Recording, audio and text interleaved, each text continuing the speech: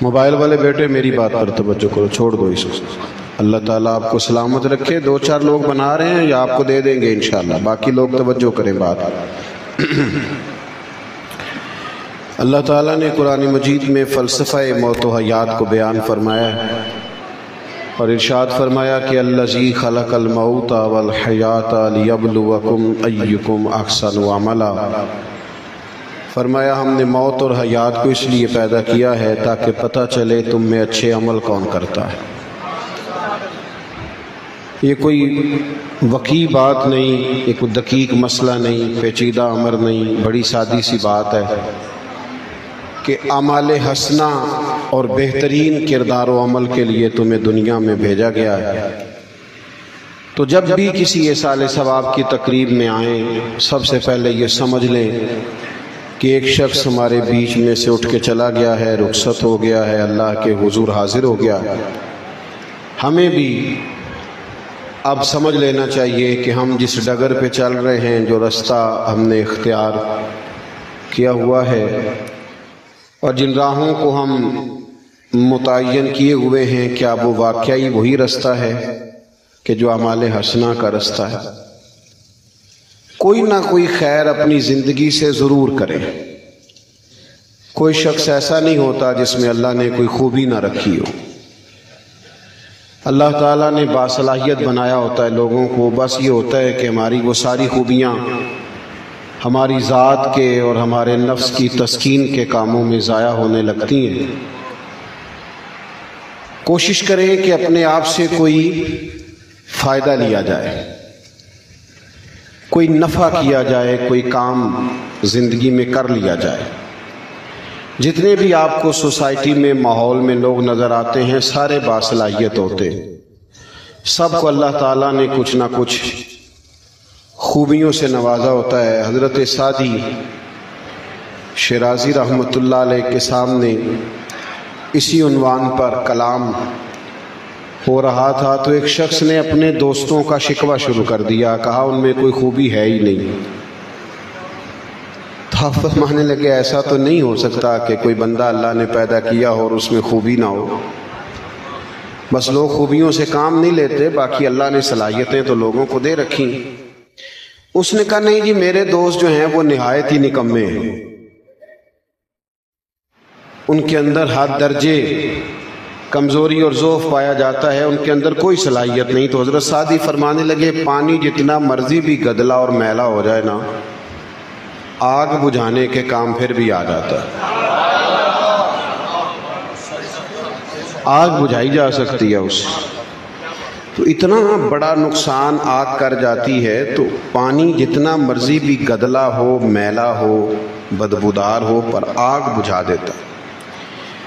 تو کوئی کام کیا جائے زندگی میں، کوئی عملی طور پر انسان کچھ عمل کرے۔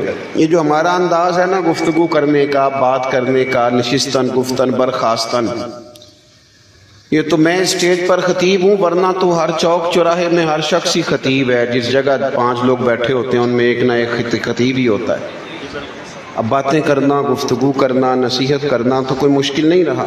اب تو صبح اٹھ کے آپ اپنا موبائل آن کرتے ہیں تو کتنے سارے لوگ آپ کو واز کہہ رہے ہوتے ہیں، گفتگو کر رہے ہوتے ہیں۔ ضرورت تو اس امر کی ہے کہ نتیجہ خیز بھی ہوں یہ چیزیں، ان کا ثمرہ بھی ملنا شروع ہو، یہ ثمرآور بھی ہوں، بارآور بھی ہوں، کوئی عمل کیا جائے۔ اللہ کے پیارے حبیب صلی اللہ تعالیٰ علیہ وسلم جہد مسلسل پر زور دیتے تھے، عمل کرنے کی ترغیب دیتے تھے، ہر ایک کو کسی نہ کسی کام لگے رہنے کی بات محبوب کرتے تھے۔ وقت کو ضائع کرنا، تساہل کے ساتھ گزار دینا، سستی کے ساتھ گزار دینا اور بغیر کسی فائدے کے ہر وقت لغویات اور فضولیات میں اپنے وقت کو ضائع کرنا، اس کو ناپسند کرتے تھے نبی پاک علیہ السلام۔ حضور علیہ السلام نے بیان فرمایا، امام بہقی نے روایت لکھی ہے، حضور علیہ السلام فرماتے ہیں جب صبح سورج طلوع ہوتا ہے، دن چڑھتا ہے، تو وہ دن اعلان کرتا ہے، وہ دن منادی کرتا ہے، پکارتا ہے، وہ دن کہتا ہے میں آج آیا ہوں، آج کے بعد دوبارہ نہیں آؤں گا۔ آج اگر کوئی کام کرنا ہے تو کر لو. آج صبح سے جس کی تلاوت رہ گئی، جس کی عبادت رہ گئی، جس سے خیر کا کوئی کام رہ گیا. یہ دن آج آیا ہے، تاریخ میں 2025 کا یہ دن دوبارہ نہیں آئے. تو ہم کیا کرتے ہیں؟ بے معنی، بے مقصد، فضول کام جس سے کوئی لینا دینا نہیں، اس میں ہمارا وقت ضائع ہوتا ہے. بے مقصد قسم کی باتیں. ہمیں سب سے زیادہ اپنا پتہ ہونا چاہیے کہ میرے اعمال کہاں پہنچے ہوئے، ہمیں باقی سب کا پتہ ہوتا ہے. اپنے آپ کو وقت دینے کی بجائے ہم ساری دنیا پر نظر رکھے ہوئے ہوتے ہیں. حالانکہ نبی پاک علیہ السلام نے فرمایا خوبصورت مسلمان وہ ہے، خوبصورت، ایک ہے مسلمان، ایک ہے خوبصورت مسلمان. حضور فرماتے ہیں خوبصورت مسلمان وہ ہے جو بے مقصد اور بے معنی چیزوں کو چھوڑ دے، جو با مقصد وقت گزارے، با معنی، ضرورت کے مطابق، وہ خوبصورت آدمی. اپنے آپ سے کام لیں، کوئی ڈیوٹی کریں. آپ دیکھیں نا ہمارے بزرگوں نے ڈیوٹیاں کی ہیں. حضرت سیدنا ابو ہریرہ رضی اللہ تعالیٰ عنہ نے اپنے ذمے لیا تھا کہ مجھے نبی پاک علیہ السلام کی احادیث مبارکہ کو یاد کرنا ہے، امت تک پہنچانا ہے. سارا دن حضور کی خدمت میں بیٹھے رہتے تھے، سارا دن ان باتوں کو یاد کرتے تھے، سارا دن امت کو وہ باتیں پہنچاتے تھے. حضرت عبداللہ ابن مسعود رضی اللہ تعالیٰ عنہ کے ذمے قرآن مجید پڑھنا پڑھانا تھا، تو سارا دن ان کے گرد لوگ جمع رہتے تھے اور وہ قرآن مجید کی تعلیم دیتے تھے. لوگوں نے اپنے ذمے ڈیوٹیاں لی، انہوں نے خدمات کی. بیٹھے رہنا، وقت ضائع کرنا. پہلے ہم کبھی جاتے تھے ڈاکٹر کے پاس تو اطباء، ڈاکٹرز وہ کہا کرتے تھے کچھ دن آرام کریں طبیعت ٹھیک ہو جائے گی. اب تو جو آدمی بھی ڈاکٹر کے پاس جاتا ہے ڈاکٹر اسے کہتا ہے کوئی کام کریں، سویرے اٹھ کے سیر کریں، کچھ تھوڑا اپنے وجود کو حرکت دیں تاکہ آپ ٹھیک ہوں. اب تو بھئی تساہل پسندی ہے، آرام طلبی ہے. وجود، اقبال کہتے ہیں لہو مجھ کو رلاتی ہے جوانوں کی تن آسانی. میں لہو کے ساتھ روتا ہوں نوجوانوں کے وجود اتنے آرام پسندی کے قائل. تو جد و جہد کی جائے، محنت کی جائے، کوشش کی جائے، کوئی عمل کیا جائے، کوئی اپنے لیے زیادہ آخرت جمع کیا جائے، کچھ ایسے اعمال کیے جائیں. نبی پاک صلی اللہ تعالیٰ علیہ وسلم نے فرمایا ایک شخص اپنے گھر سے نکلا تو اس نے دیکھا کہ چوک میں ایک بہت بڑا درخت ہے. ویسے تو اسلام درخت لگانے کی بات کرتا ہے، لیکن اس شخص نے دیکھا کہ ایک بڑا درخت ہے چوک میں اور لوگ آتے جاتے ہیں تو انہیں تکلیف ہوتی ہے. تو اس نے چاہا میں اللہ کے بندوں کا رستہ کشادہ کر دوں، رستہ وسیع کر دوں، درخت کاٹ دوں. تو اس اکیلے آدمی نے کلاڑا پکڑا اور درخت کاٹنا شروع کیا. کریم فرماتے ہیں اس نے درخت کاٹ کے لوگوں کا رستہ وسیع کیا، رب نے بندے کے لیے جنت کا فیصلہ فرما دیا.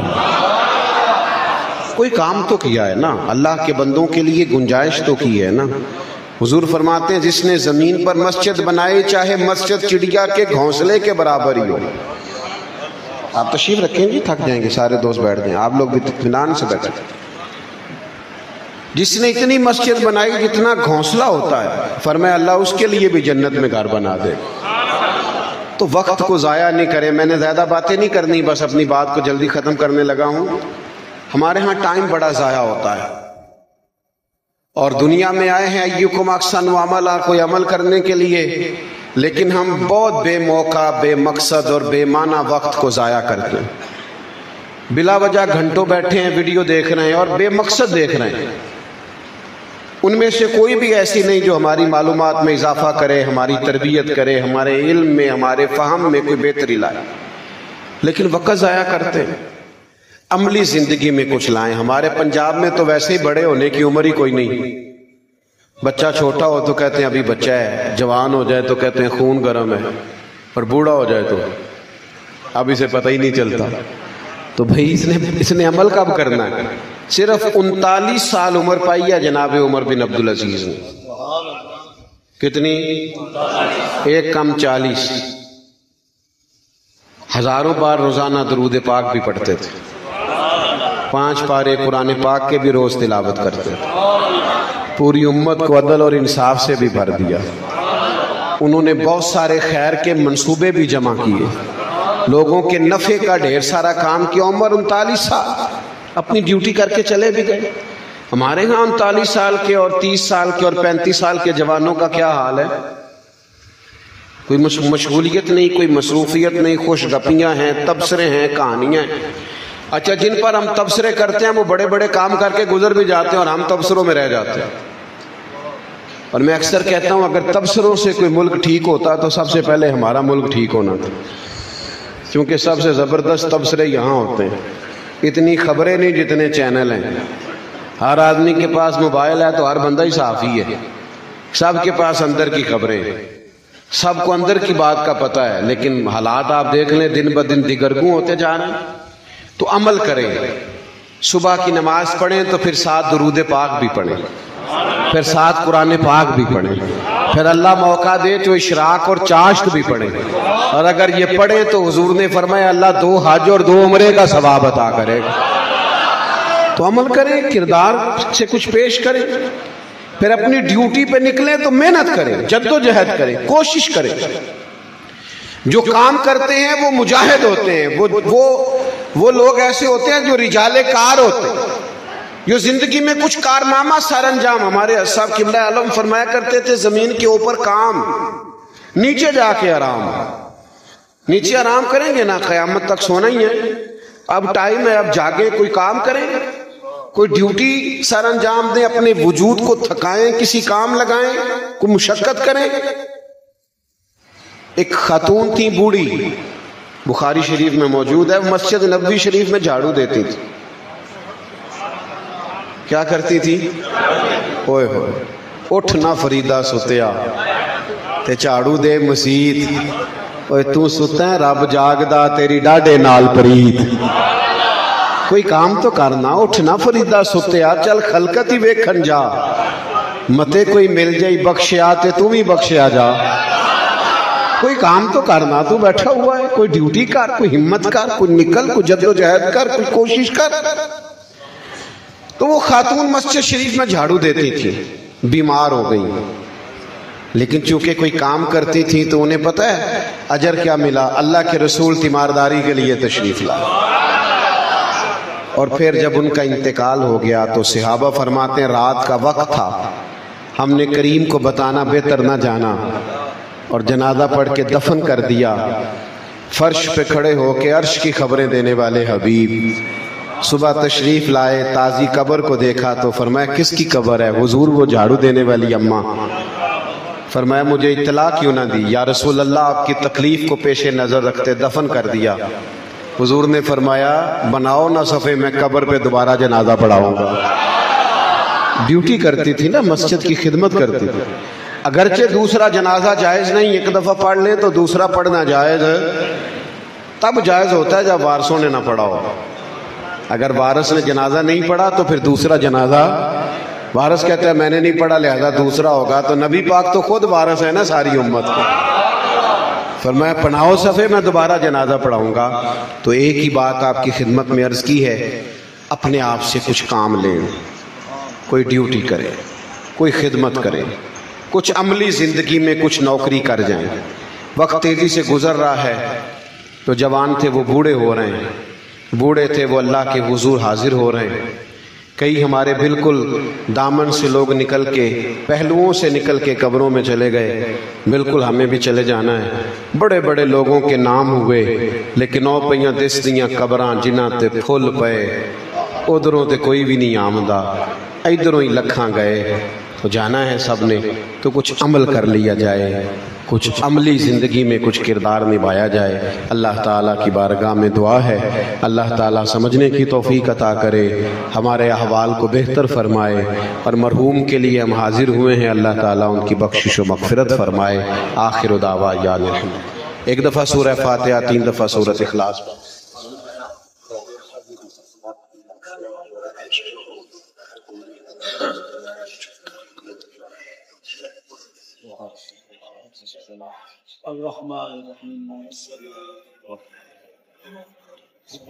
قل هو اللہ احد.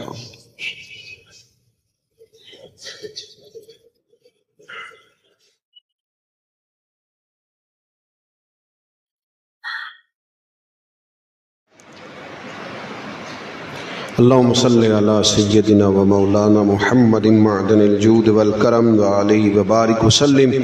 مالک جو کلمات خیر سال ثواب کی نیت سے پڑھے ہیں قبول فرما۔ نبی کریم علیہ السلام کے حضور ناز ہدیتاً تحفتاً نذرانتاً پیش ہے قبول فرما۔ تمام انبیاء کرام علیہم السلام، صحابہ کرام علیہم رضوان، اہل بیت اطہار علیہم رضوان، تابعین، تبع تابعین، علماء، محدثین، مفسرین، ائمہ مجتہدین، سلاسل طریقت کے بزرگان دین کو پیش کرتے ہیں قبول فرما۔ ہم جتنے یہاں حاضر ہوئے ہیں، ہمارے خیش و اقارب، چھوٹے بڑے بوڑھے جو دنیا سے گئے، اللہ تمام کی ارواح کو اصال ثواب کرتے ہیں قبول فرما۔ بالخصوص حاجی محمد رفیق صاحب مرحوم کے لیے اصال ثواب ہے قبول فرما۔ ان کی قبر کو روشن اور منور فرما، آخرت کی منزلیں آسان فرما۔ نبی پاک صلی اللہ تعالیٰ علیہ وسلم کے نور کامل سے ان کی قبر کو منور فرما، تا حد نگاہ وسیع فرما، جنت کے باغوں میں سے ایک باغ بنا دے۔ قبر کی سختی سے، وحشت سے، گھبراہٹ سے انہیں محفوظ فرمانا۔ قبر سے نکلیں تو نامہ اعمال سیدھے ہاتھ میں عطا فرمانا، اپنے نیک بندوں کی جماعت میں شامل فرمانا، محشر کی سختیاں ان پر آسان فرمانا۔ اللہ قیامت میں جب تو فیصلہ فرمائے تو ان کے حق میں رحمت والا فیصلہ فرما، ان کے پسماندگان اور لواحقین کو صبر جمیل عطا فرما۔ ہمارے اٹھے ہوئے ہاتھ اور جھکے ہوئے سر مرحوم کے لیے قبول فرما۔ یہ ساری دعائیں ہم سب کے حق میں قبول فرما۔ ہمارے گناہ معاف فرما، اعمال حسنہ کی توفیق عطا فرما، امت کی خیر فرما، عالم اسلام پہ فضل فرما، فلسطین کے مجبوروں کی مدد فرما، مسلمانوں کو غیرت ایمانی، جذبہ جہاد اور شوق شہادت عطا فرما۔ اللہم انا نسألک العفو والعافیۃ فی الدین والدنیا والآخرہ، رب اغفر وارحم وانت خیر الراحمین، وصلی اللہ تعالی علی حبیبہ سیدنا و مولانا محمد۔